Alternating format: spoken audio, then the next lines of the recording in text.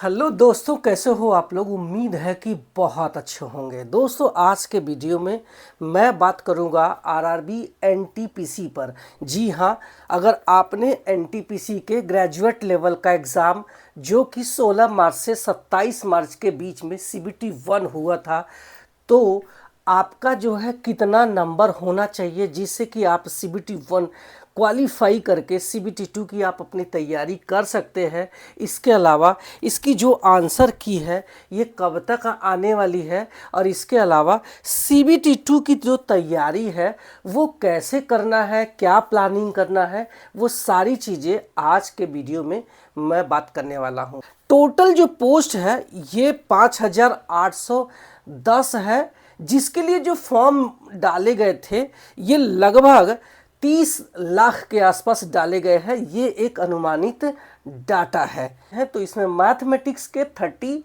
Reasoning के 30, general awareness के 40 सवाल पूछे गए थे, यानी 100 सवाल के लिए 90 मिनट का समय मिला था। 1/3 का निगेटिव मार्किंग इसमें था। इसका जो लेवल था एग्ज़ाम का, क्वेश्चंस का, तो ये मॉडरेट था, बहुत ज़्यादा हार्ड भी नहीं था और बहुत ज़्यादा इजी भी नहीं था। तो जिन्होंने तैयारी करके नहीं गए हैं वो लोग भूल जाए कि इन्होंने इस एग्ज़ाम को पास भी कर सकते हैं, क्योंकि मैं यहाँ झूठा दिलासा नहीं देने वाला हूँ कि आप इस एग्ज़ाम को पास कर जाएंगे।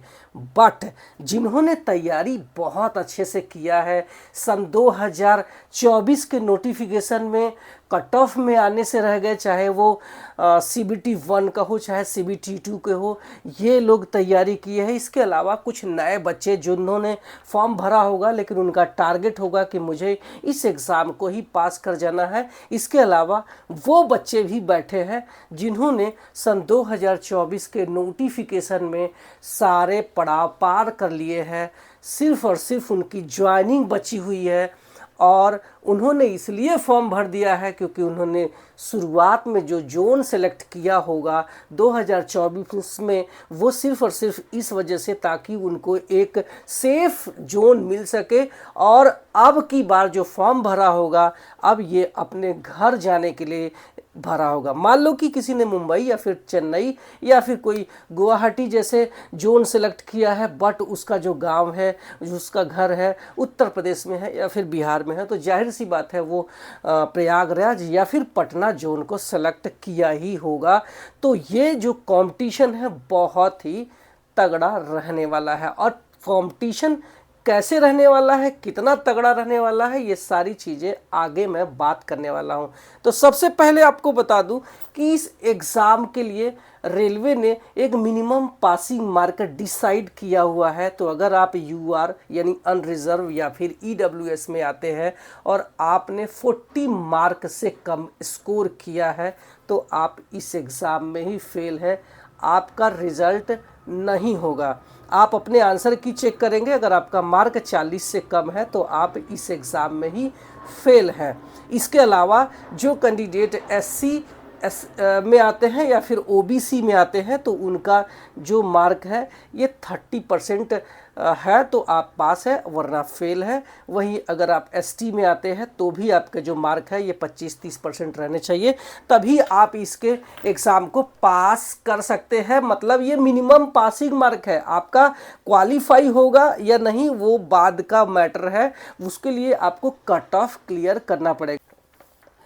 अच्छा, अब क्वेश्चंस को हम एक बार एनालिसिस अगर करते हैं तो जो मैथ के क्वेश्चन से पूछे गए थे, ये आउट ऑफ 30 में से 22 से 25 क्वेश्चंस बनाए जा सकते हैं। जिन्होंने अच्छे से तैयारी करके गए हैं इन्होंने अच्छे से बना लिया है। 5 क्वेश्चंस जो था या 6 क्वेश्चंस जो था ये काफ़ी कैलकुलेशन वाले थे, तो जिन्होंने बहुत अच्छे प्रैक्टिस किया होगा वही सॉल्व कर सकते हैं, वरना जो एवरेज स्टूडेंट रहे होंगे, यानी एवरेज का मतलब है कि जिन्होंने तैयारी करके गए हैं उनके 20 से 25 मार्क यहाँ पे बनते हैं मैथमेटिक्स में। रीजनिंग की बात करें तो रीजनिंग इजी था काफ़ी, तो यहाँ पे भी 25 से 27 आउट ऑफ 30 में से स्कोर कर सकते हैं। इसके अलावा जो जनरल अवेयरनेस है इसमें जो 40 क्वेश्चन से पूछे गए हैं इसमें से टोटल 20 से 25 मार्क आसानी से ला सकते हैं, क्योंकि इसमें बहुत ज़्यादा जो वेटेज था जनरल अवेयरनेस में करंट अफेयर्स का था। जब हम इसको एवरेज करते हैं तो आपका जो रा स्कोर आता है ये हो जाता है 75। एक एवरेज जो पकड़ के हम चलते हैं तो 75 अगर रा मार्क है तो आप पूरी तरीके से सेफ है, चाहे किसी भी जोन से आपने फॉर्म भरा है, चाहे कितना भी डेंजर जोन है। अब बात करेंगे कि कैटेगरी वाइज कितना हो सकता है जो आपका CBT 1 को आप सेफ समझ लें। आप अपने CBT 2 की तैयारी आज से ही कर सकते हैं, क्योंकि ये एनालिसिस मैंने खुद से बहुत सारे बच्चों से बात करके जिन्होंने एग्ज़ाम दिया है, ऐसा एग्ज़ाम वो वाले नहीं जिन्होंने सिर्फ फॉर्म भर दिया और चले गए एग्ज़ाम देने, मैं उनकी बात यहाँ पे नहीं कर रहा हूँ। वो सिर्फ और सिर्फ एग्ज़ाम में अपना किस्मत आजमाने गए हैं।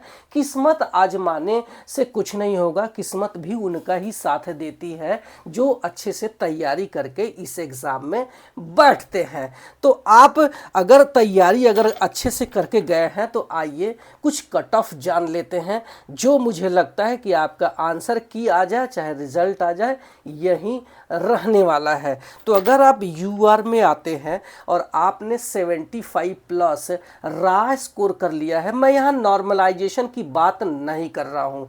मान लो आपका जो कट ऑफ है रा मार्क जो भी कुछ हो, जब आपका कट ऑफ आएगा तो उसमें कोई हार्ड शिफ्ट होगा तो उसके नंबर कम हो सकते हैं, बढ़ सकते हैं सॉरी, और जो इजी शिफ्ट होगा उनके जो नंबर है वो घट सकते हैं।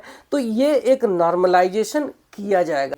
अब बात करते हैं कि कितना आपका OBC में आते हैं तो होना चाहिए जो स्कोर है ये, अगर OBC में है 73 प्लस आपके स्कोर आ रहे हैं तो आप CBT 2 की तैयारी कर सकते हैं। वहीं अगर आप EWS में आते हैं और आपने काट पीट के 70 प्लस मार्क कर रहे हैं तो आप सेफ हैं। वहीं अगर आप SC में आते हैं और आपका रा स्कोर 65 आ रहा है तो आप सेफ हैं। वहीं अगर आप ST में आते हैं और आपका स्कोर 60 प्लस हो रहा है तो आप इस एग्ज़ाम में सेफ हो सकते हैं। कुछ एक दो जोन छोड़ दें जैसे अजमेर वगैरह, तो शायद बाकी सारे जोन में आप इस लेवल से आप सेफ हैं।